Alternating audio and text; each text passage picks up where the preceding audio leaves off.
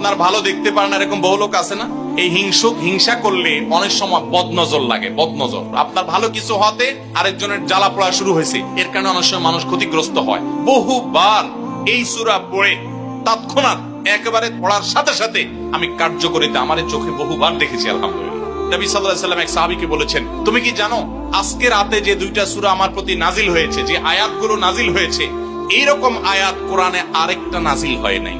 আমার বাসা বাচ্চার কোনো অসুবিধা হলে মাঝে মধ্যে আমার মিসেস বলতেন যে একটু দোয়া পড়ে খু দাও তো। আমি আমার মিসেসকে সাথে সাথে বলি, কেন, তুমি দিলে কি সমস্যা?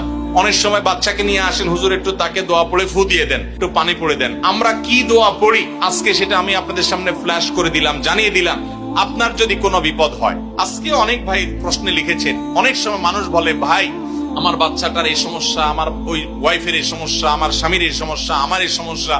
আমরা আল্লাহর কাছে আশ্রয় চাইতে জানি না। আজকে শিখে যান, এই 2টা সূরা নাজিল হওয়ার যে প্রেক্ষাপট, সেই ঘটনা শুনলে আমাদের ঈমান আরো বেড়ে যাবে ইনশাআল্লাহ। নবী সাল্লাল্লাহু আলাইহি ওয়াসাল্লাম একবার অসুস্থ হয়ে পড়েছেন এবং অসুস্থতাটা এত মারাত্মক ছিল যে আম্মা জান আয়েশা রাদিয়াল্লাহু তাআলা বলেছেন, অনেক কাজ তিনি করেন নাই অথচ তিনি বলতেন তিনি করেছেন, মানে তার মনে হতো তিনি করেছেন। আবার অনেক কাজ তিনি করেছেন তিনি ভুলে যেতেন, মানে এরকম একটা অবস্থা তার তৈরি হয়েছে যে স্বাভাবিক না অস্বাভাবিক, আমাদের অনেকের হয়। তখন নবী সাল্লাল্লাহু আলাইহি ওয়াসাল্লাম বিভিন্ন তখনকার যে চিকিৎসা